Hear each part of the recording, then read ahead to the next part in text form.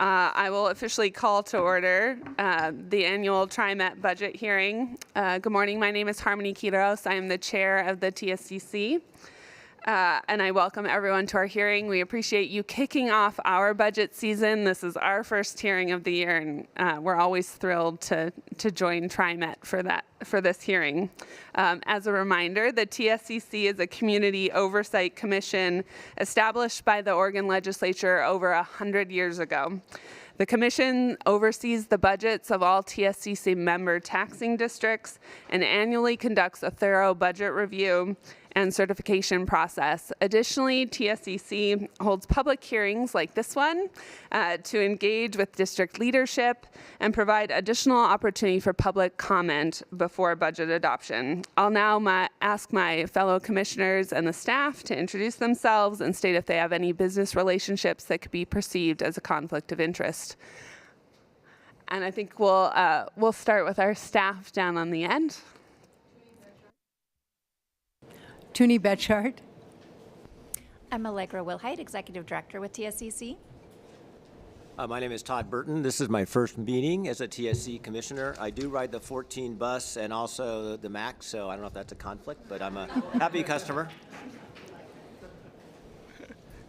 Good morning. My name is Mark Wibold. This is my last TSCC meeting with TriMet.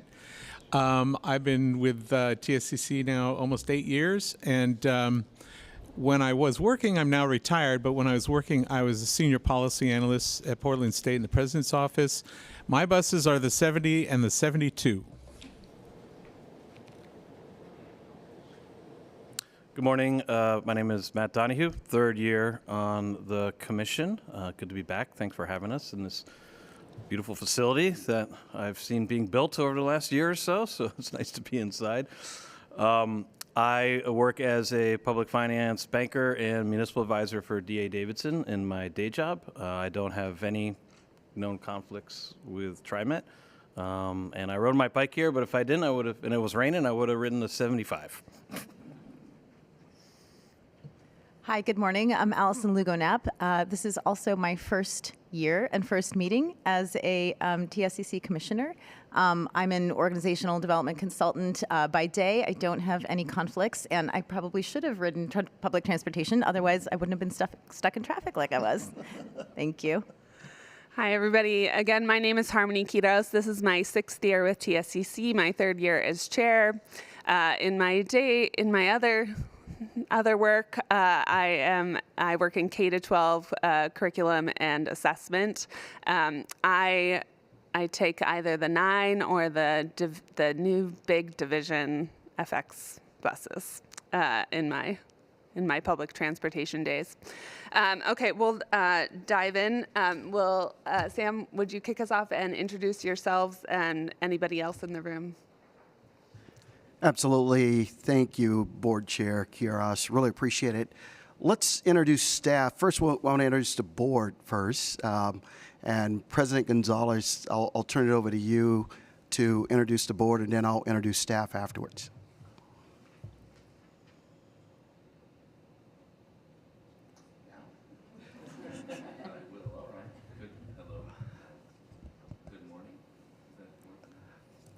Try it again. Good morning. Is this on? Maybe. It's a little low. Well, if they could hear me online, I suppose that's what the mic is for. Good morning. And thank you, Chair Quiros, for hosting us and to the commission.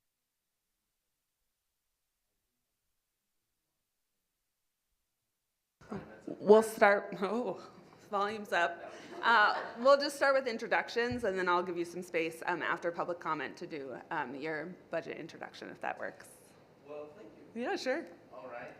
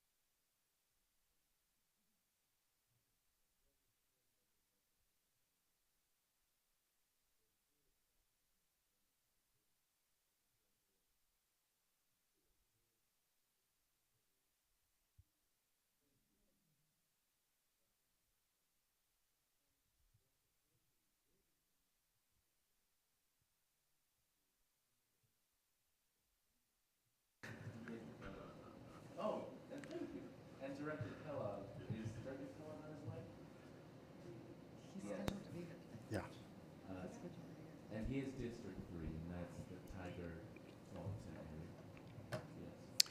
All right, if I'm going to have all of the executives, if you could just stand up and come to the table.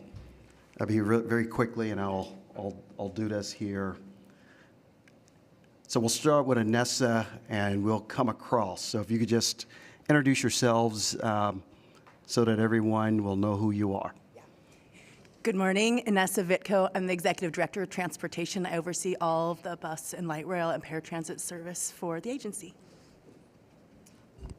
Good morning, Nancy Young-Oliver, Chief Financial Officer. Good morning, Andrew Wilson, Executive Director of Safety and Security and Chief Safety Officer here at TriMet. Good morning, J.C. Vanetta, Executive Director of Public Affairs. Good morning, Kim Sewell, Executive Director for Labor Relations and Human Resources. Good morning, I'm Bonnie Todd, I'm the Chief Operating Officer. Good morning, I'm Sean Batty, I'm the Interim Executive Director of the Engineering and Construction Division. Good morning, Ethan Benetton, Chief Information Officer. Good morning, Dan Blair, Executive Director of Transit System and Asset Support. Good morning, John Weston, Executive Director of Maintenance. And Chair Quiros, that's our executive team. I'm Sam Dessou, General Manager, been here at TriMet for 5 years. Great. Nice to see so many familiar faces again this year. We'd like to start by acknowledging the district's receipt of the Distinguished Budget Presentation Award for its fiscal year 23-24 adopted budget book. We always like to see a fabulous budget book. So we can go ahead and start with some introductory remarks from the district. We'll follow with public comment, and then we'll dig into our questions and have a good discussion. Hello, test. Oh, this one sounds like it works. Testing 1, 2. Okay, they're alive. All right. Once again, good morning, and thank you, Chair Quiros, for hosting us and having this session this morning. I do have some brief remarks about TriMet's approved budget for fiscal year 2025. The budget outlines TriMet's resources and our expenditure plan for July 1st, 2024 through June 30th, 2025.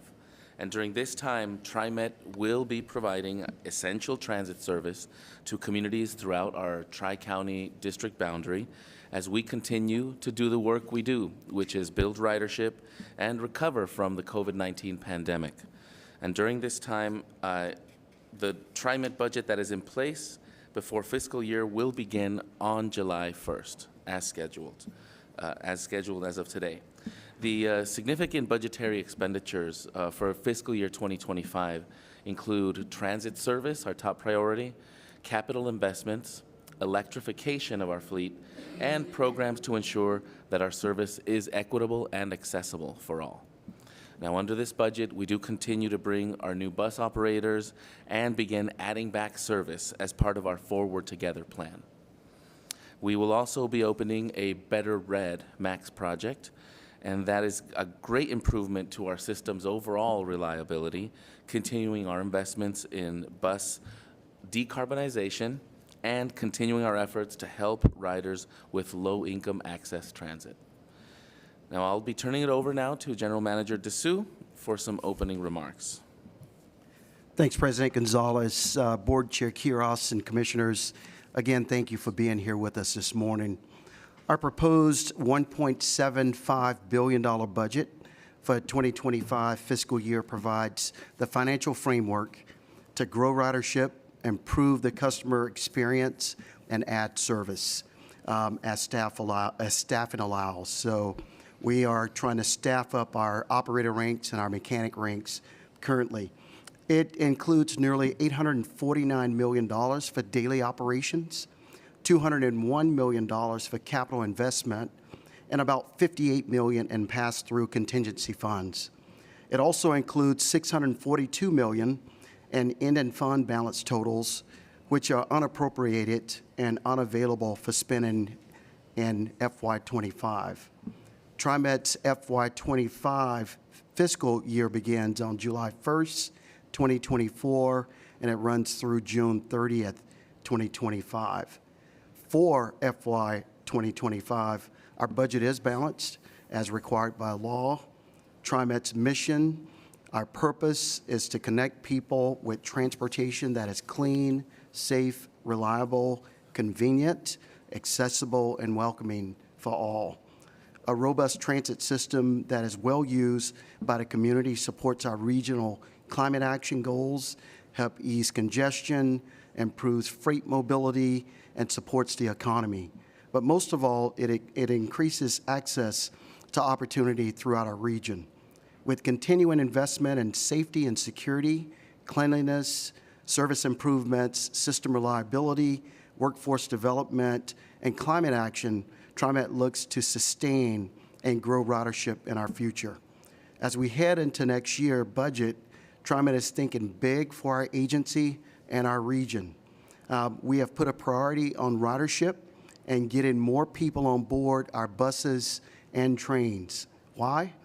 Because the people ride more and it benefits our region, whether it's better access to schools, jobs, healthcare, or really just helping to ease traffic congestions, as I've heard a couple of you say, doing your part for the environment.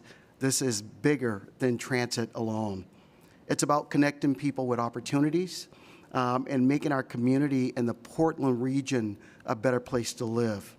So with that, I'll look to our Executive Director and CFO, Nancy Young-Oliver, for any additional information before we get to questions. Thank you, Nancy.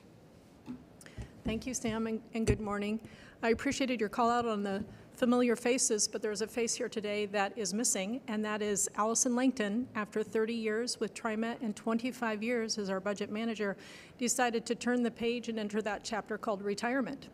So we're still in good hands, and I do want to take a minute to give a call out to the team that is leading the budget through all the way to adoption. So if you'll just stand. So Michael Doan, who is the Director of Budget Forecasting and Financial Analysis. Miley Zhang, who is key in our budget development and getting us over the final line here. I also want to introduce Debbie Gregg, who is our Director of Grants, and Kara Fitzpatrick, if you guys can stand, who is our Director of Financial Services. And it takes an entire team to be able to put together this budget document each year. So we're still in good hands, even with the departure of Allison. So I'm going to turn it back over to Sam. I believe he'll be addressing your first question, and then the executives will just come up at the beginning of each question. Okay, I'll start with, we'll call on any members of the public who'd like to speak. Each person is limited to 3 minutes of public comment, and we'll let them know when they're nearing the end of their time. Allegra, do we have anybody signed up to testify? We did not have anyone provide advance written comment, and no one signed up on the sign-up sheet. If there is someone in the room who did not have the opportunity to do so, please indicate by raising your hand. Yeah, I don't see anyone for public comment. Okay. You'll just get our public comment and questions today, which is what we always think of as this discussion. And I have the first question, so I'll start. I was taking a look at the ridership dashboard online. I appreciate the ability to see that as a member of the public, see how many people are riding TriMet by week, by month. And we see that you have this ambitious goal of 120 million boardings per year by 2030. This vision drives program and capital investments in this budget. Can you talk to us a little bit about what's driving that optimism to achieve that goal, and what are the reasons behind that? Well, thank you, Chair. First, I want to say that 2024 is important, and it's a pivotal moment in TriMet's history. And I want to tell you that we are very excited at TriMet, our board and the leadership and our staff, to really move us forward here for this agency to deliver 120 million rides by 2030. And it's going to be our strategic plan on how we will get there. I know that 120 million rides is a big, audacious, big target to shoot for, and we are all in on our ridership. But the time we really feel is right. This plan is going to organize our efforts.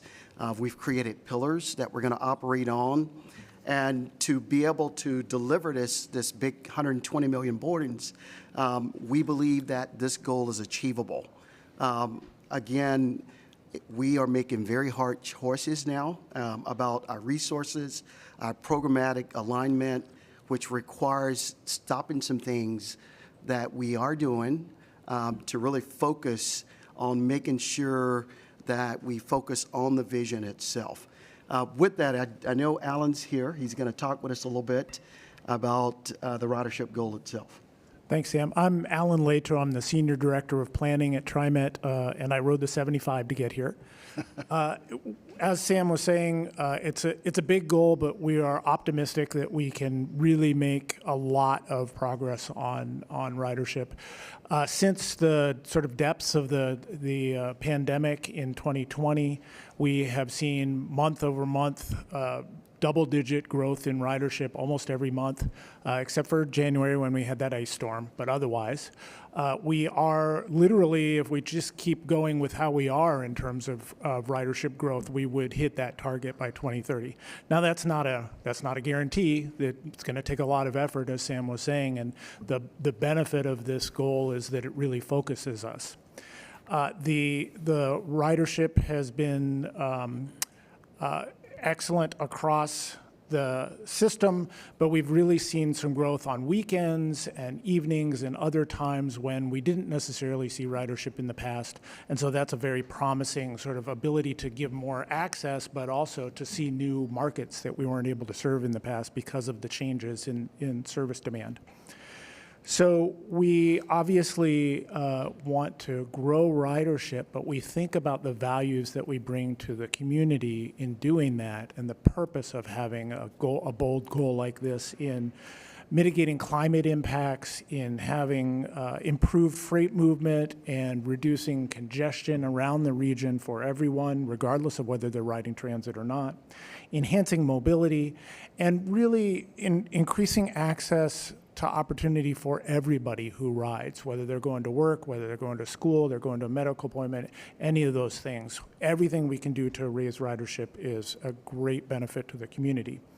So we feel that we have a lot of reason to be optimistic. We also know that if we don't quite make it, we've done a lot of good for our community. We know these changes will be transformative and really benefit the people that we serve here in the region.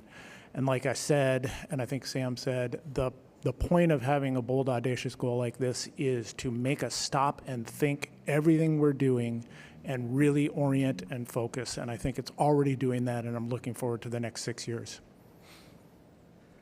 We know it's been a lot of work to rebuild post the COVID-19 pandemic. Can you talk to us a little bit about what's been most successful in increasing that ridership? What's driving that growth right now? Yeah, and I'll take that one on. We've seen in two areas where ridership growth has really responded to, and the first and foremost is our safety and security efforts. We are putting more and more people on board and on our stations and our transit centers to really bring that presence, which people see, and and it's working. People are riding more. The other area is really how we have reimagined our service that we deliver each and every day. If you remember, we cut service 20% because of the effects of the pandemic. And we saw how people's commutes have changed, how they traveled around our region has changed, and we needed to change too. So with significant community outreach, we brought in a consultant and we reimagined our service could look like so that we could deliver on that ridership goal. We call the plan Forward Together, and it really has been transformative as we have slowly but surely brought back service. We've been bringing it back in a thoughtful way, putting more buses on lines to bring more convenience to folks, taking service from low ridership lines and putting on high ridership lines, and also giving special consideration to those folks with low incomes, bringing more service to the areas where they work and they live. And it's been very, very successful. And so successful, we've launched Forward Together 2.0, which is delving into how we can deliver more and better service in the future to really build our ridership. Can you talk to me a little bit about the return to downtown, return to office, and how that has shifted ridership? We know that while there is some return to office, some folks are never going to return downtown and to our offices. What's your thought around like the business commute? Do we think that'll return to pre-pandemic levels, or are we, like you just talked about, seeing more of a shift in how service is provided from where it was? I think we really expect, and certainly all the data is pointing us towards the expectation that it's never going to be quite like it was before the pandemic. And really, right before the pandemic was not quite like it was 5 years earlier. There had already been some trend toward telework, and this just super boosted that change. We also see, across the region and across the country, a steady, slow return to work. So not expecting that, there will be a lot of jobs that are fully remote, not expecting that there will be that many jobs that can be remote that are in office 5 days. So it's going to be a mix. And one of the interesting parts will be watching how does Tuesday and Wednesday ridership compare to Monday and Friday, for example. So our expectation is that it will be a mix. We still expect some sort of natural return in ridership from natural return to work, because that is still working out its dynamics in various businesses and even public agencies. But it's going to be a hybrid world for the foreseeable future for what we see. So to just dig a little deeper in a particular detail about meeting your goals, getting to that ridership level is going to require people to drive the buses and the trains, and the people to keep them on the road and on the tracks. So could you talk about how recruitment is going and what I think is still a pretty tight labor market? How are your efforts for providing bonuses and retaining the operators and the mechanics, as well as recruiting recent high school graduates or college graduates? Yes, thank you for that question. Again, Kim Sewell, Executive Director for Labor Relations and Human Resources. The recruitment for our bus operators is going really well. In the last year, between April 2023 and April 2024, we had 4,995 applications, which is really unprecedented. Because of this, we've been regularly able to fill our bus training classes, and in fact, we increased the capacity from 19 students to 30 students. So excellent work in that regard. We think this increased number is due in significant part to the recruitment bonus. To illustrate that point, in the 6 months before we implemented the bonus, we had 336 applications, and in the 6 months after implementing the bonus, we had 1,520 applications. So, and that increased application rate has remained very steady since then. Another initiative we just recently implemented, working with our ATU partners, was to create a process which allows us to hire max operators directly from the outside. Prior to that, we had to pull max operators from our bus operator ranks, which was obviously quite a struggle. But we now have this new process, and in fact, we're actually posting for the first time this Friday for external applicants. So we're very excited about that new application opportunity. And with respect to high school graduates, most of our entry-level positions do require a CDL, which means that the applicant has to be 21. But we did recently create a position called service aide, which does not require a CDL. With the intent of that was to create additional opportunities, especially for recent high school graduates. So we're excited about that opportunity.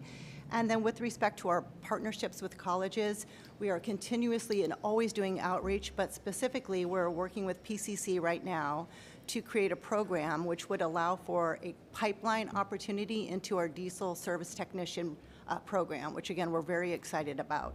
I think do you have a follow-up question, or is, okay. Yeah, so just, excuse me. Do you have an estimate of how many more operators and mechanics you need to reach the goal? Yes. Again, Inessa Vitko, Executive Director of Transportation. Thank you. So a few parts to that. So as you heard Alan mention, we're looking at the Forward Together 2.0 service plan. And what that calls for is about a 35% increase in our service hours between now and 2030. So the way we determine how many operators and mechanics we need is programmed based on how that service is programmed and how it lines out. So operators are based off of service hours, mechanics are based off of miles. So there is a little bit of a formula that goes in as we determine what the service looks like, how we do that. If we were to talk about where we were and where we're going to be, in 2022, was the lowest year with our operators. And as you heard Kim talk about, the recruiting's been very successful, which we've increased our number by 20% since then. So roughly you can say 35% increase in service, roughly 35% increase in operators and mechanics. And to give you a sense of what that number looks like, that would be about 450 more bus operators and just under 50 rail operators based off of what we're projecting for our service hours. So it's a big number, but as a percentage of what we already have, it's a smaller percentage of that. And just about the retention of those bonuses, how's that going? With our great success on recruitment, the retention has been a little bit more of a struggle. So we are seeing some high turnover in that 6 to 12 month time frame. After 12 months, we're steady and sort of where we were pre-pandemic. So we feel good about that. We are really focusing our efforts on impacting that retention number in that 6 to 12 month period. And so as part of Vision 2030, we have created a working group, and the emphasis is going to be on identifying and implementing some initiatives to address that turnover rate. My wife and I were talking about this hearing this morning, and she had a question for you that I'm going to relay. She's very curious, and I know the community is very curious, and I'm very curious because I see these buses going down the road, and on the back it says $7,500 bonus. That's a lot of money. How does it work? The bonus is paid out in a structured payment, partly to also have a retention impact to it. So I don't have the exact payout schedule, but you get a certain portion upon the first couple of weeks, and then 6 months, and then a year. So that's how the payment is structured. Thank you. Yes. And my wife thanks you. Yes, you're welcome. So we were here last year, as we are every year, and there were community citizens, concerned citizens with us because we were talking about fare increase. And this is not something that TriMet had done in a long, long time. And so there were people that were concerned about it and its effect it would have on their lives and on our community. But you had to make that difficult decision. And so our question is, since raising the fares, have you seen any change to the number of hop passes issued or other impacts on ridership? Right, thank you for the question. It is always hard to infer the exact cause of change in ridership, but our ridership is continuing to grow, demonstrating that the fare increase has not had a huge impact to the overall fare revenues that we have in the door. Now, when you compare January through March of 2023 to the same period now, we have an 8% increase in hop taps on our system, along with a 2% increase in fares. So we've experienced a marginal increase of approximately 240,000 since January. It's important to remember that with the fare increase, riders are reaching their monthly cap earlier, which means that they have more, free rides going into the month. Now, we also experienced a pretty significant storm in January, and we've had some closures due to our better red construction. All of those also affect the fare revenue and the ridership. However, our numbers in April, along with the return of good weather and the service we're putting on the street, we are expected to come in at higher levels for both ridership and passenger fares than we were in 2023. But it's also important to note that our ridership and passenger revenue is not going to necessarily increase at the same pace because many riders received discounted passes through their employers, or they receive fully subsidized passes through social service agencies, which is paid for with STIF funding. And it's important to remember that STIF funding doesn't count as passenger revenue, counts as grant revenue. So as we pay for more services, more ridership through our STIF program, you're gonna see that increase in the grant revenue, where if it was just with passenger fares, you would have seen the increase in the passenger fares. So there is a little bit of a trade-off there, but the key metric there is where's the ridership going, and ridership is increasing. Okay, wonderful. And just to follow up, are there plans for additional fare increases in the future or in the near future? Yeah. TriMet's strategic financial plan policy specifically addressed fares, calling for a sustainable balance between growth in ridership and passenger revenue, and specifically a fare strategy that keeps pace with the cost of service. So despite our loss in fare revenues due to the pandemic, fares remain a very important continuing revenue stream for TriMet.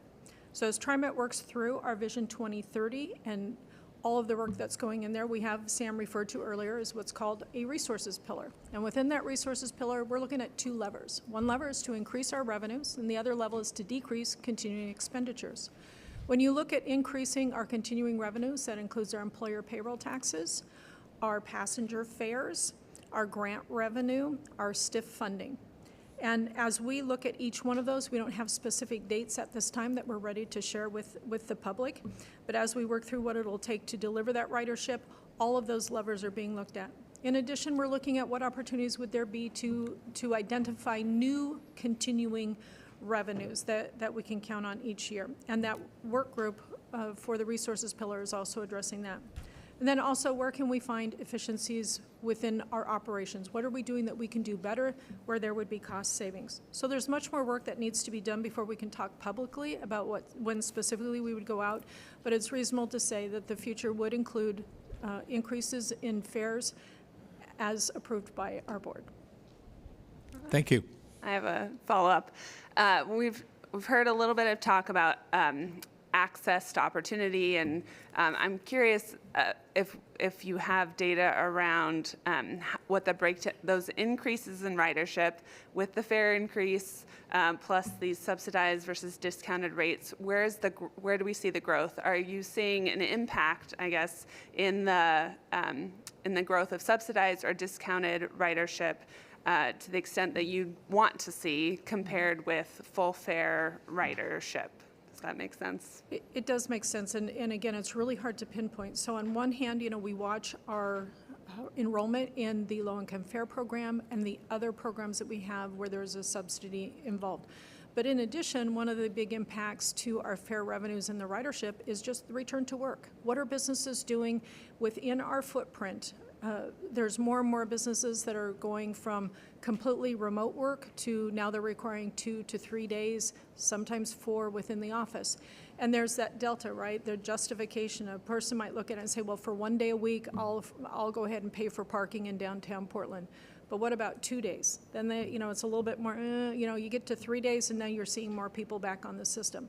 So as you look at what is it that's increasing our ridership, I don't think you can pinpoint it and say it's just one thing. It is a combination of a lot of things. Enrollments in the programs, return to work within our footprint from the employers.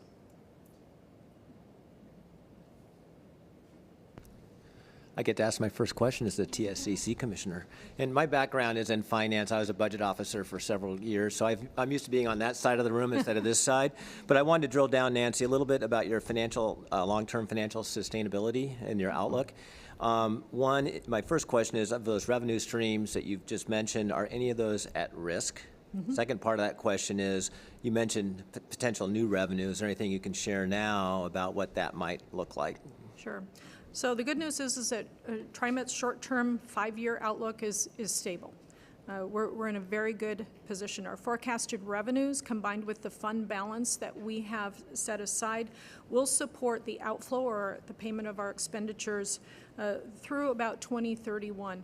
And so, since you're new, I'll just mention that TriMet made the conscious and deliberate decision to reduce our spending when COVID hit in our operational line items and take that one-time only savings and build our reserves. So if you do the math in the budget, you'll see that our policy is to have between 2 and 2.5 months operating reserves. We chose to increase that through one-time only savings, recognizing that as federal stimulus funding will run out, which for TriMet is at the end of fiscal 2024 here, we're gonna have to pull on some reserves to cover the loss of the passenger revenue. So overall, we lost about $60 million in passenger revenues, and we're working very diligently to replace those. So pulling on that fund balance, those reserves that we built up, is going to help us be sustainable within the next 5 years. Now, it is fair to say that if TriMet is unable to rebuild those passenger revenues or come up with other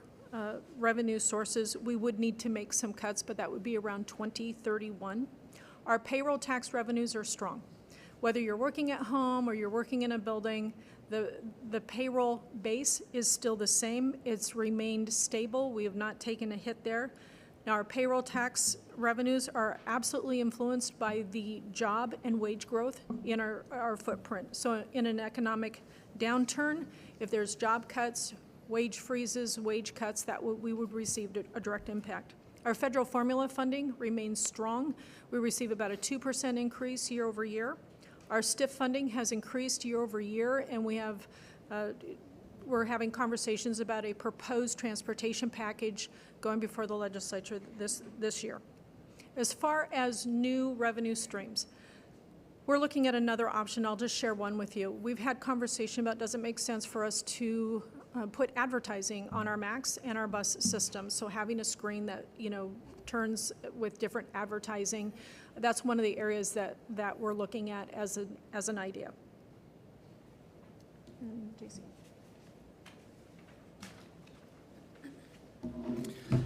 Absolutely. I would just note, go ahead.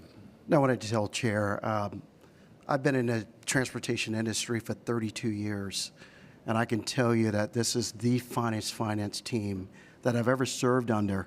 And there are multiple agencies across the country that's at a financial deficit right now. Just a good friend of ours that's in Chicago, currently right now, they're facing a $750 million budget deficit and looking at making changes and cutting the organization drastically. But I want to say that I really appreciate the touches that our finances have done and leading with Nancy and her team as well. I'll finish up the question that was answered. And just with all of our revenue streams, we want to analyze them very closely. And an increase to the payroll tax is under consideration. Nothing definitive has been made. No decisions have made.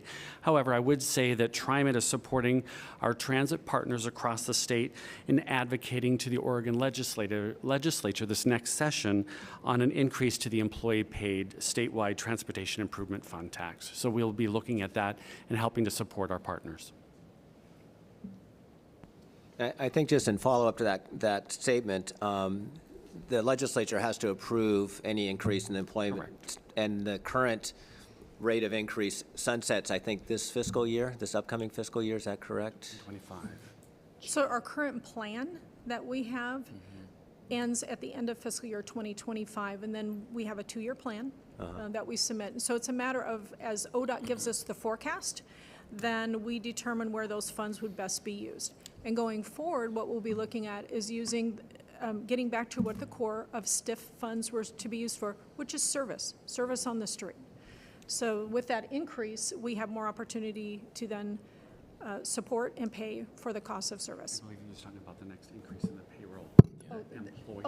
I'm sorry, the employer. Correct. It requires an act of the legislature, yes, correct? Yes, it does. And so the strategy is to present that to the legislator in the next session? It's under consideration. Yeah, under consideration. Okay. But to your point, I believe the last increase is January of 2025. Okay. Yes. Thank you. So my question, when I think about asking my question, I think about it from the perspective of a parent, and a parent particularly at a school where several elementary school families send their children on TriMet and on public transportation on a daily basis. So in seeing repeated reports of harassment and violence on TriMet across media outlets, this budget also includes significant investment in safety and security. So can you provide some specific examples of what those investments look like, and what changes do you expect to see as a result? Thank you for the question. As a parent of 3 children, too, that used our system, I get that question. Safety is paramount here at TriMet, and I'll say one of our key focuses over the last several years has been increasing that security presence. You heard JC talk about it a little bit earlier. What we hear continually from attitude and awareness surveys is people want to see more presence out on the system. So we've doubled the amount of security personnel that have been out on the system. in our working in the safety security realm since the beginning of January 22, we are increasing those numbers in this budget. We actually just approved an allied contract, which gives us an additional 80 security officers. Through partnerships and through some of this increase, we hope to be at 537 or around there personnel out on the system. And you think about that, those are all safety security personnel related. So that's a significant investment. And we see the reports come back. When you see ridership go up, I think some of those things are directly related to us responding to the community and having more security out there. Now, on top of that, we are also making continual investments in SEPTED, crime prevention through environmental design construction efforts, increased surveillance.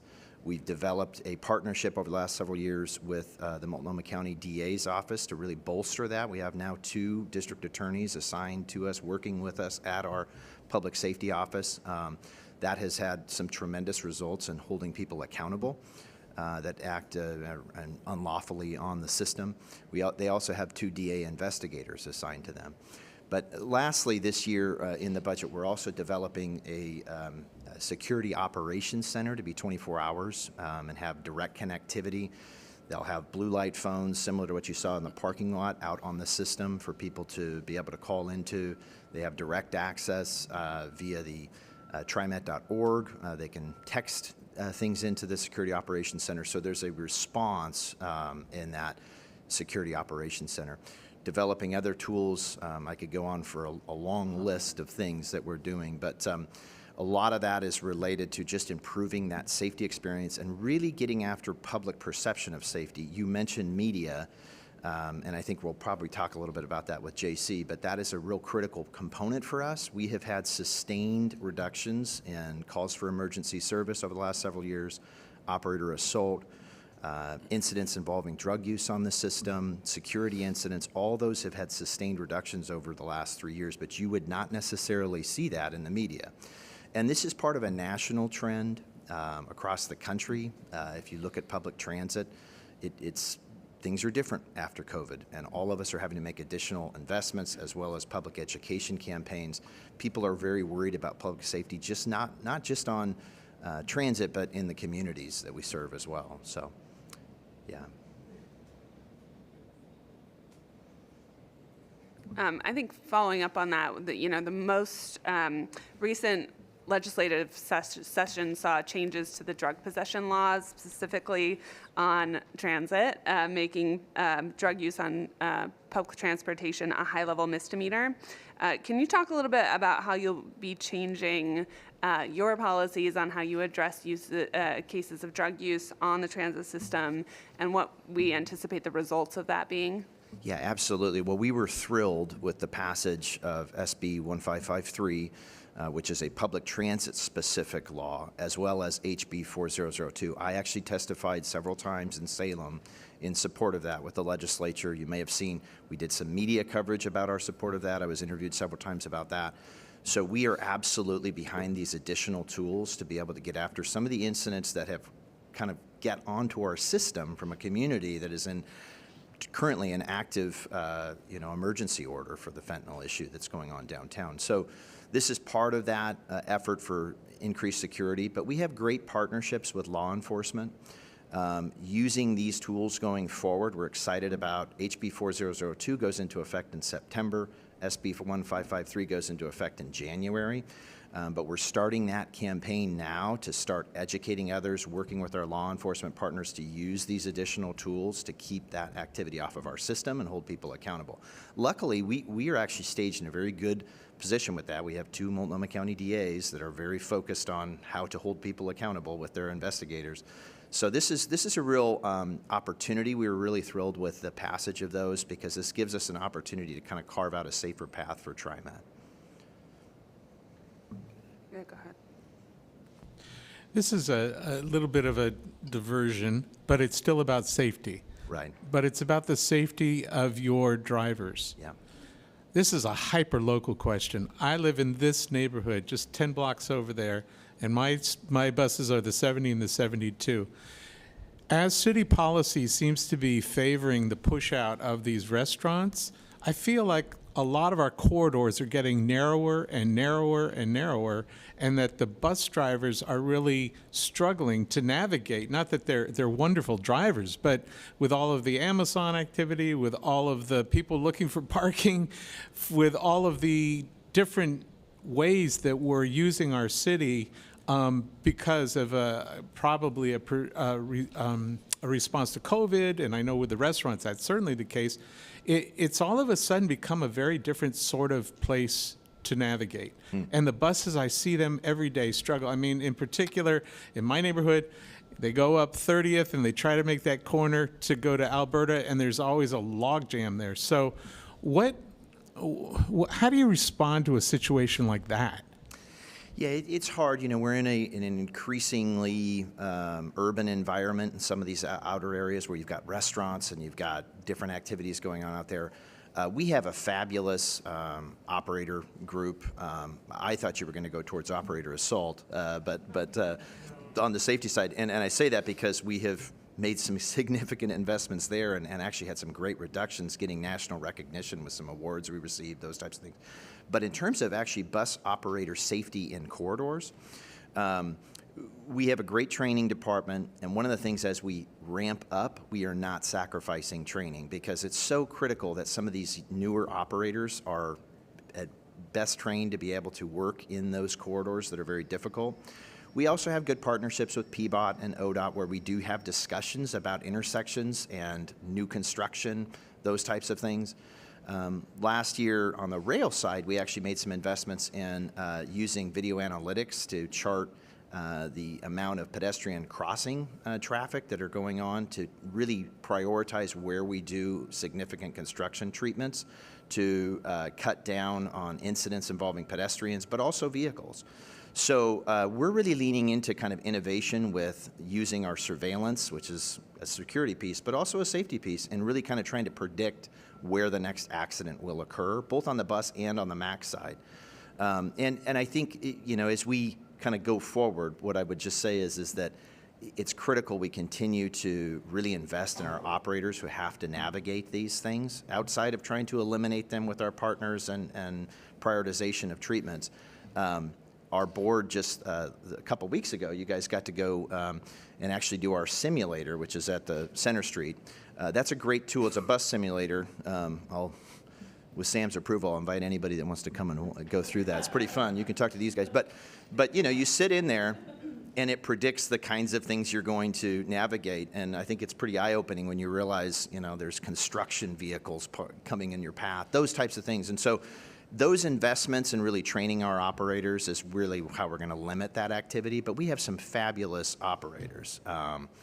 So, yeah. I think following up on where I thought Mark was going to go to, yeah. Around bus driver safety. I mean, I just read about how librarians, right, how we distinguish a service provider, right, someone who's driving a bus or a MAX, and that their job and focus is to navigate these very complicated situations and systems, but then also dealing with the security and safety piece. And I'd love to hear more from you about what that's looking like on our buses and MAX trains and our whole transit system.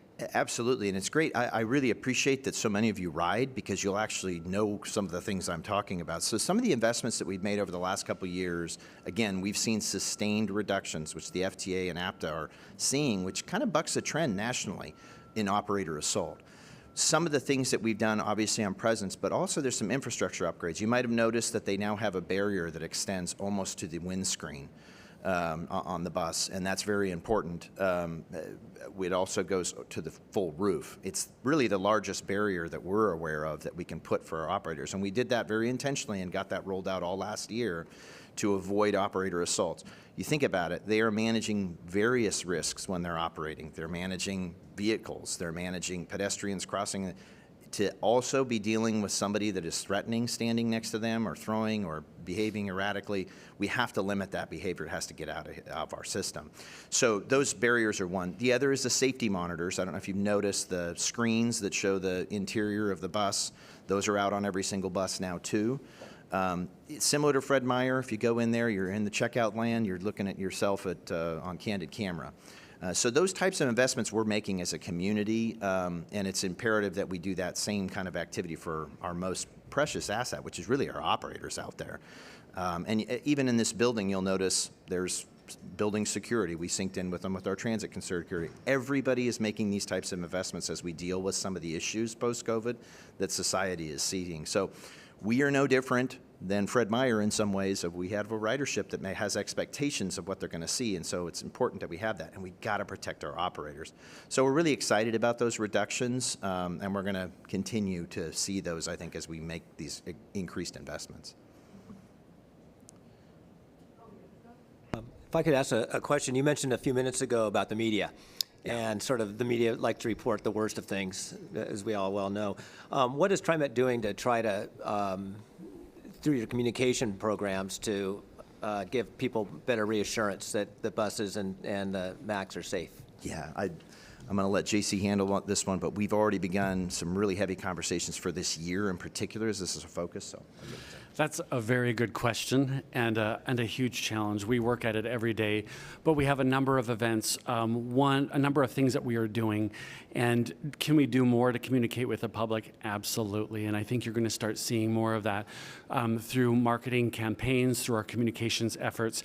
I think for the first part, what we've been doing is really making sure that we have the presence on board that is visible, that people are seeing, that people are feeling safe and seeing the ridership return.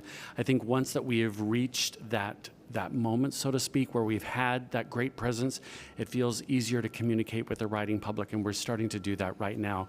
You might have seen some of our first ads are out there that are really helping to get people to understand that we are there for them and we're protecting them. We have 24/7 reporting capabilities. So we're all part of it. This is all of our transit system and really looking to them to help us report anything that's an issue. And so there's more to come as we start to promote and talk about the SB 1553 and the House Bill 4002. House Bill 4002. Thank you. It's going to be very important, really, because our efforts around really the drug use and bringing the drug use is not a transit-specific crime, but as we really look to beef up our efforts, it's going to be important for us to communicate on all fronts what we're doing, and they can see us doing it. We're gonna follow up. I'm curious how you're engaging with kind of diverse communities on this. So some big advertisements, sure, but a lot of the fear, I think, around riding transit is a lot of word of mouth, right? Like we hear it, we see it in the media, but also if someone in your community, if somebody's harmed or harassed, that has kind of domino effects, and especially if you don't speak English or, you are not necessarily a citizen, but you're a community member, like how are you engaging with all of the different parts of our broader community to make sure that this message is going to everyone? That's a good question. First and foremost, we do surveys every year, our attitude and awareness, and I'm sure you're familiar with them. What we see are the opinions of TriMet and riding on TriMet are very good among our riders. Not so much people who don't ride because they're not experiencing the system, they're not seeing the people. So that's one thing that we are very cognizant of. Two, we know that we need to get out in the community, we need to talk to people, we need to help hear from them, and then also bring that information back and act upon it.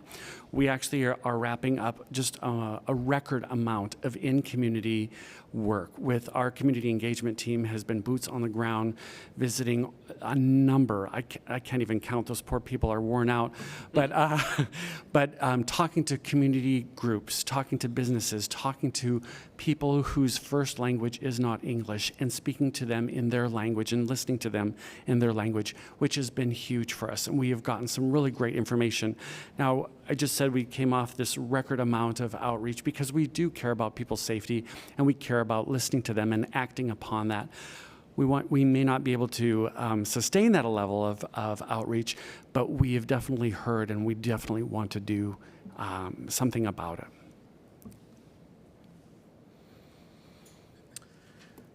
So one of the nice things about this TSCC process is that we get to come back every year and then talk about some of the questions maybe we asked prior and follow up on them. So I think last year we talked about capital project completion rates versus what's budgeted and for a fiscal year, and then what actually gets done. So can you talk about how that's going, and maybe a little bit about pros and cons of having an aggressive budgeted amount for capital projects versus maybe keeping it closer to realistic expectations, I guess I would say. Yeah, great. Thank you for the question. So last year, when you brought up our capital utilization, our fiscal year 2024 budget was all but adopted at that time. So it remained as presented in the proposed approved. So in transparency and accountability here, no, we are not close to spending what was budgeted for last year. As of March of 2024, 3/4 through the year, project spend is 41.5% of what was budgeted for 2024. This is about 4% greater than what we had in the previous year. If our fourth quarter spend matches prior history, we're on track to spend about 65% this year. Fiscal year 2024 has been about moving funds to those projects, from projects that have been delayed to those projects that can utilize those funds to move those particular projects forward. But the real impact is if you look at 2025. So when you look at 2025, you'll see a significant decrease in the amount of capital and operating projects that have been budgeted. Prior year was about $339 million, and going into 2025, we're just over $200 million. The changes that we've made and implemented is, one, we've set a cap on our capital program to be no more than $250,000, depending on availability of different revenue sources. In addition, we've limited general fund carryover from one year to the next as well. The effect of this is to be more intentional on those projects that are predictably executable versus hopefully executable. Now, I want to turn it over to Sean to address some specific projects in engineering and construction. But before I do, I think it's really important to note that engineering and construction is not the only division that's responsible for delivering projects. For example, finance is responsible for delivering our ticket vending machine replacement throughout the entire system, along with our fare boxes on all of the buses. So because engineering has the bulk, I've asked Sean to come up here and share with us some of the big projects and the progress there. Sean? So to your question, capital budgeting and scheduling has always been difficult. Anyone who's done a project at their home, I think, understands this intuitively, but particularly in a post-COVID economy, the effects of labor shortages and supply chain issues, they affect literally every part of the capital project delivery cycle. And so as we're looking with a post-COVID lens at our schedules for a project, we're seeing the impacts from permitting, staff recruitment timelines, gearing up for projects, just the cost and schedule viability with our vendors and contractors, and also in the short term, the changing priorities as we're launching Vision 2030 and making those tough choices. That affects spending in the current year as we're talking about ramping down and ramping up programs. In spite of that, several of our larger federally funded projects are on time and on budget. So we're going to hear about Better Red later. We've heard about it today. Also the Willamette Shoreline Trestle improvements, which has an earmark from Congressman Blumenauer, as well as our Park Avenue garage expansion. So there are still projects, particularly those larger projects that have the longer time frames, that are meeting our schedule predictions. And I think that brings us to some of the changes that we're continuing to focus on in the coming years. One is really getting into project development sooner and thinking more about the schedule for projects before we initiate projects, so that we're seeing less change to the scope, and we're incorporating some of the lessons, particularly over the past 3 years, about how long projects take to deliver. And that, coupled with what Nancy said about the being nimble with the funding and being able to recognize a project's a little hung up in an area, maybe beyond our control, but being able to shift funds at another gate so that we can move another project forward, so that we're looking at the whole portfolio and being nimble where we can. I think that's going to be a critical improvement, something we've been working on. In addition, capital projects kind of notoriously have had a problem with productivity, and that's not just in transit, but kind of industry-wide. And one of the things that's been identified is just the relatively slow adoption of technology. And so we're moving forward with a project management software that we hope will give us a little more accurate, a little more timely dashboard on when projects are hung up, also when projects might be ready for additional funding and are ready sooner than we thought to move to that next gate and move forward. So we're continuing with those two investments in the coming years, and we hope to see them contribute to making continuing improvement in our completion rates. So what I think I heard from Nancy too is really a deliberate attempt to be more realistic in what you could deliver within any confined period of time, which, you know, we're sort of given this artificial 1 year time period in a budget to complete. So that's a deliberate decision to be intentional of what can be done as opposed to what is aspirational. Correct. I used to work for a utility myself, and I used to bet our engineers if they spent 90% of their CIP, I'd buy them dinner. I never had to do that. So glad to see that, yeah. It's tough. It's not because of lack of trying. It's just these projects take a lot longer. Are you seeing, Sean, maybe I could ask you, inflationary increases? Are they still pretty significant? Is there any? Absolutely. Particularly last year, we're seeing really significant impacts of inflation and escalation on pricing across the board. We think now that things have stabilized a little bit and are more predictable at this point, but you know what that is all about.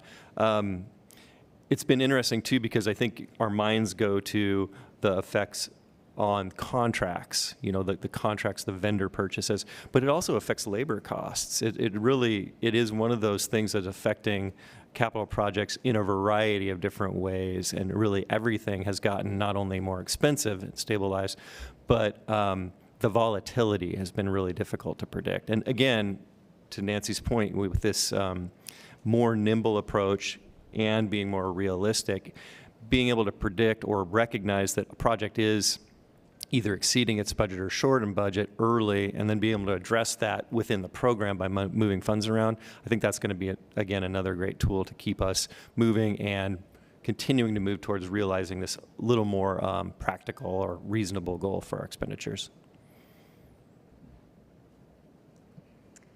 So we're curious to hear from you all about just lessons learned from the winter storm in January, as well as thinking about extreme weather going forward. You know, what are you doing differently, or what kind of planning is in effect to plan for the things that we can't predict about weather?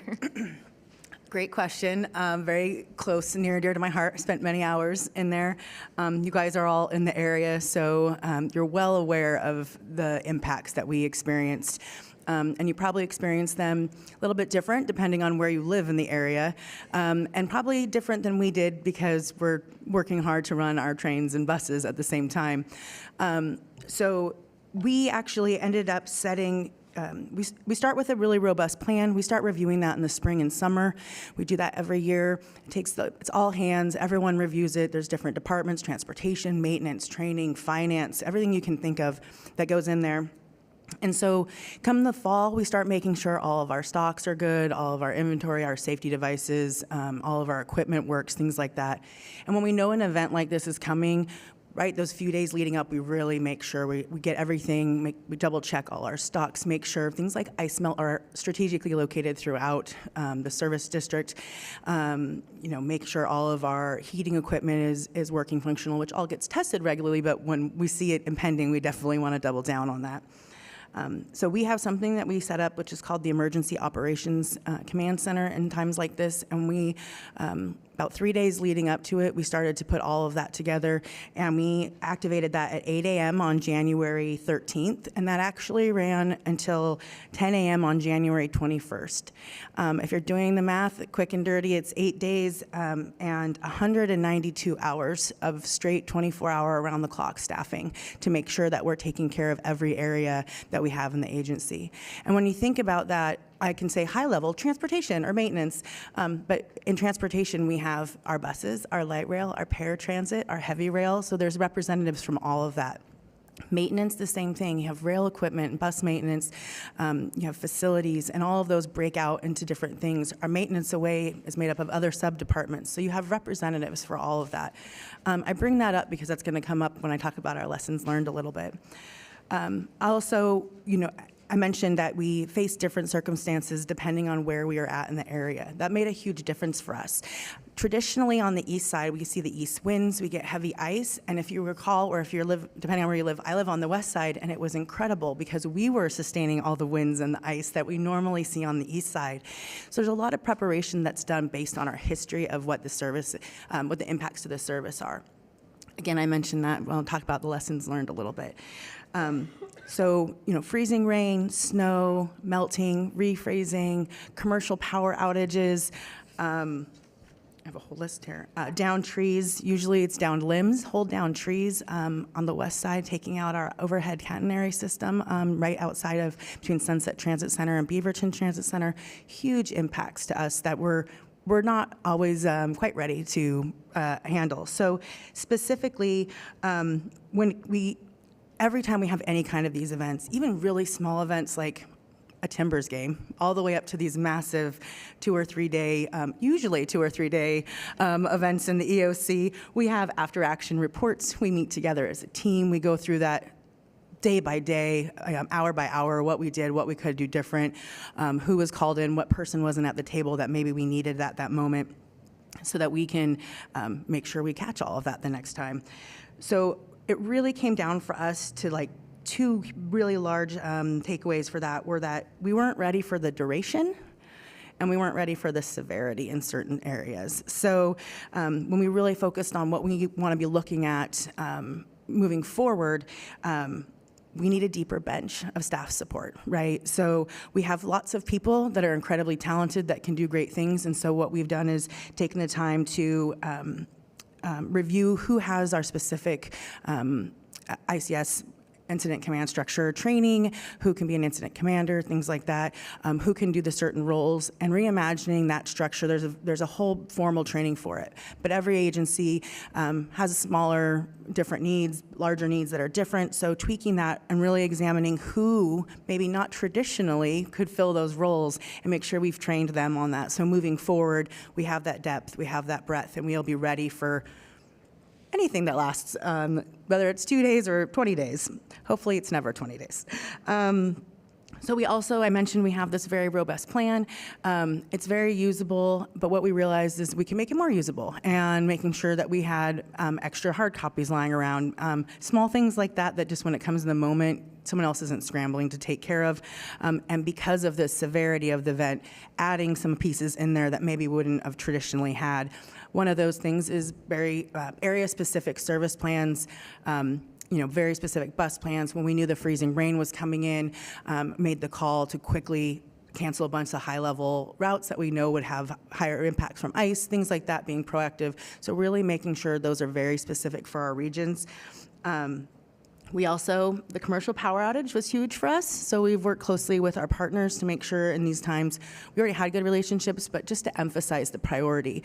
Our Ruby Yard had no power, which meant we could pull no trains out of Ruby Yard to help when we're trying to repopulate the service.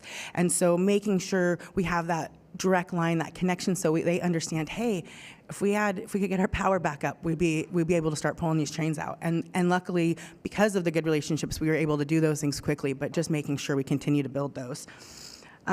We had some really creative problem solving that happened. So talking about different areas that are in the manual, we incorporated some of those ideas, just really creative solutions that came from our frontline staff, and making sure that we captured those. Another issue is getting employees to and from work. One of our days, we had a lot of call-outs. We had to cancel a lot of bus service. And that's really hard for me personally, because I know that someone's standing at that stop, and if they're standing at that stop in those conditions, they need to get somewhere. And so really we have plans in place for lodging and travel and things like that, but just making even those more robust. We have some contracts with the hotels, so expanding those, things like that, making sure everyone's aware so that we have our employees nearby and we're able to get them, if they live in Outer Hillsborough or up in Camas or something like that, they have somewhere close to stay, and we have transportation to get them to their facility. And then one of the bigger things that came up is we've outgrown our EOC. We have an established emergency operations command location in our facility. We've outgrown it. So we had to use temporary spaces, and so we've been spending time over the last couple months remodeling and getting a new space ready for us that we will be even more prepared for that larger group to be in there. At the end of the day, I've been in a role where I've reported to an EOC since 2012. I've lived in the area for 25 years. I've never seen anything like this. I've never seen a duration of an EOC like that. Even when we've had long events, it's been a few days. We get a break, maybe a few more days. And so really, the other thing is everything went surprisingly well, all things considered, and our staff was incredible the whole entire time. So also just continuing to make sure they're training, they're understanding how much we appreciate and support them during these types of events is also something we'll keep doing every day. So.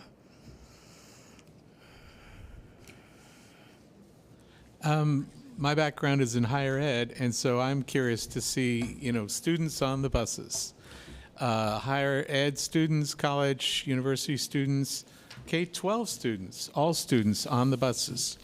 And so my next question has to do with what trends you're seeing in student ridership for both K-12 students and college-age students, and how have these trends changed since the pandemic? That's a great question, and we know that when people start earlier in their years using transit, they hopefully will be lifelong transit users. It's difficult for us to pinpoint specific usage by different age groups. However, we do have transit programs geared toward youth and students. One of those we have with PPS. They provide transit passes to all of their students within the district. That's 14,000 students. And we also supply grant funding to 12 other districts for students who may be transit dependent. So already looking at students on that level, K through 12, or excuse me, 9 through 12. Last in June 2022, we launched a Summer Youth Pass, which has been incredibly successful using STIF funding. We offered 30,000 passes that first year, and we saw a 34% increase in ridership over pre-pandemic levels, so huge. In summer 2023, we saw a 17% increase over the prior year's number. So we are seeing success in that. I would just note student ridership in our high school grant-funded program has increased over 45% from the pre-pandemic operation. So again, we're seeing that slow growth year over year. You had made mention higher ed. For us, colleges, they approach it differently about how they subsidize or how they charge for hop passes. So it's been a little bit interesting. We had made mention return to the office. Well, return to the classroom is also something that we are watching very closely. And with hybrid learning, online learning, really watching that very carefully.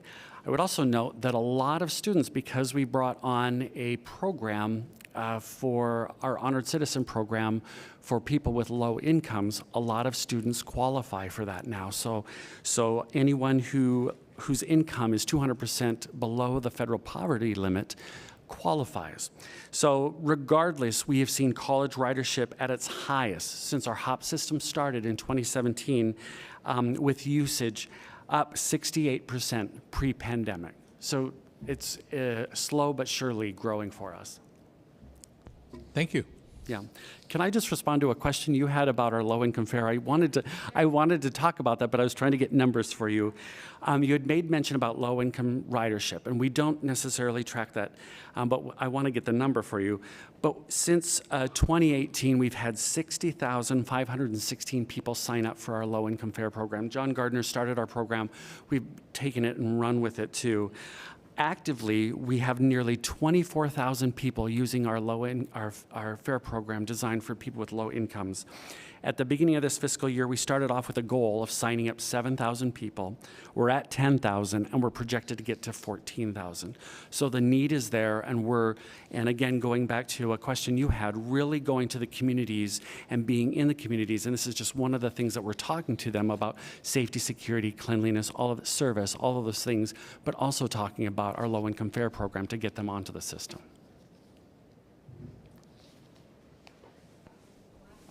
Last question. Actually, I'm going to add a special bonus question, but I believe it was Chair Gonzalez who mentioned the Better Red project. If someone could come up and please describe that project and what riders should expect as a project nears completion. And also, we didn't bring this on in our discussion, but I'd love to hear a little bit about the electrification project. Okay. Well, I'll start with the Better Red. Since I'm on the theme of on time and on budget performance, I'm happy to report that we are on time and slightly under budget for the delivery of the Better Red project. It is anticipated to open for revenue service on August 25th, and I hope all of you will join us.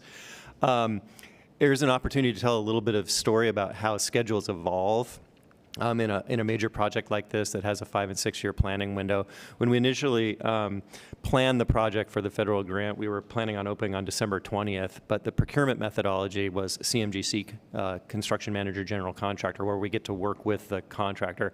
And coming out of that process, when we signed the delivery contract, the scheduled completion date was September 15th, and we began construction work. But through interface with our service planning group, Alan's group, recognized that there was an opportunity to minimize disruptions by aligning the start of revenue service date with our typical quarterly change in service. And so that's how that schedule evolved to the August 25th. What riders... Oh, I did want to say we are tracking a little bit under budget. We've got projecting about $4 million of contingency, and subject to the federal government's approval, we've got a couple ideas about how to invest that contingency in some additional improvements. Could be things like additional spare parts, additional training, maybe some related scopes that we were asked to remove from the project to maintain the FDA's contingency levels. So good story there as well. In terms of the improvements, right now, the Gateway North Station at the Gateway Transit Center is already open, and people can use it, as is the remodeled station at Portland International Airport. Those things are in service. Most of all of the double track and bridges are complete, and we are actually in receipt of the contractor's request for substantial completion. So we're developing what we call in the industry the punch list, the sort of the final corrections before final acceptance. When the project opens, what riders can expect is a one-seat ride from Portland International Airport to points west all the way to Hillsborough, our Fair Complex station. And so that's an extension from currently the one-seat riders to Beaverton Transit Center, so significantly more stations that will have that benefit. The other key piece of this is what I call operational resiliency, which is essentially the time it takes to recover from a scheduled disruption.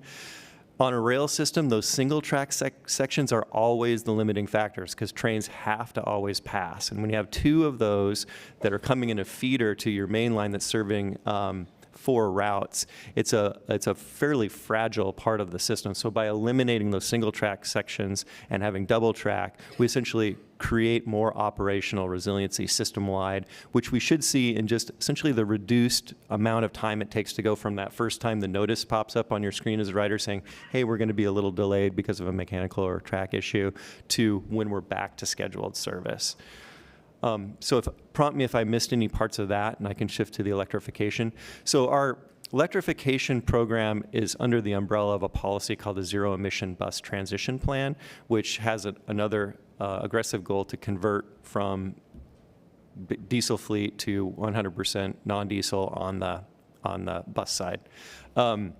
Right now, we have several initiatives that are underway associated with that, as well as ramping up a program-level business unit under the guidance of a senior director of Zero Emission Bus Program, which we believe, which I've heard, we've made an offer that's been accepted. But the key in, I'm sorry, I stumbled over my words, excuse me. The initiatives that I'm aware of most associated with bus electrification are obviously the purchase of the buses, and as our diesel buses are being retired, only electric buses are being purchased to replace them. And as we are doing those purchases, we're bringing along the charging infrastructure at our bases to do that. So we have several charging islands already in place at our Powell Bus Garage. That was sort of one of the first, along with our Merlot Garage. And we're in the process now of planning our next round of charging islands there that will actually be charged with an overhead gantry. If you're familiar, if you have electric vehicles or seen them, most are plug in manually. There's an island and a charging station. In a bus yard, that takes up an awful lot of space. And so there's a precedent in the industry to actually suspend that charging infrastructure overhead. And we're moving forward with our first ever deployment of that, PAL. Another area is we're advancing, we believe in a we're hoping in a partnership with PGE to add charging islands at the Merlot station. Similar idea, just using a slightly different deployment of the technology. And then finally, I think the most significant single investment that we're working on is in the Columbia operations facility, which is envisioned to be our fourth bus operations base, and currently is planned to be the first and potentially only area where we'll actually operate fuel cell electric buses. So again, an electric propulsion, but with a fuel cell providing essentially the power. And we just completed 30% design of that internally, and are moving towards 60%. And we have a plan to initially build a facility that would provide space, operations maintenance for about 121 buses, that ultimately is expandable to about 252 buses. And that space will also have the provisions to allow us to transition from diesel to fuel cell electric over the future time period. Did I get to the question? Yeah. All right. Is there any follow-up? My only other question, do you have any of these electric buses now, and maybe this is a dumb question because I don't know, but are they deployed now? Yes, absolutely. Alan may know the numbers better than I, but we have several routes that are running all electric buses. We have in-route charging infrastructure at Sunset Transit Center, for example, that allows us to extend the mileage. And we're still working on dialing in some of the maintenance practices to increase the reliability, but yes, definitely operating electric buses now. I saw a hybrid bus drive by a little while ago. Yes, we also we do have a relatively small fleet of hybrid buses, and others were involved in the analysis, but we've essentially are taking the leap to go past hybrid to sort of the all electric in that kind of two fuel types, the fuel cell electric and then the battery electric bus. Thank you. I think with that wraps up our questions. I just want to say thank you to all of you for your deep engagement, your thoughtful responses, your willingness to take all of our extra follow-ups as we continue the discussion. With that, I'll close the hearing and open a regular business meeting of the TSCC. I only get to use the gavel a couple times a year, so I'm going to do it. Commissioners, do you have any additional comments on the budget? No. No, great. Allegra, would you please review the staff recommendations for the certification letter?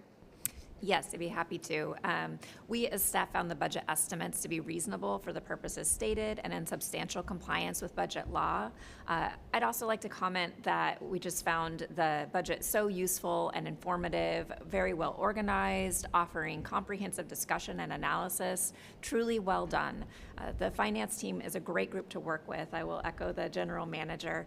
Very diligent, dedicated to providing accurate and useful information to the public. We so appreciate that from our role at TSCC.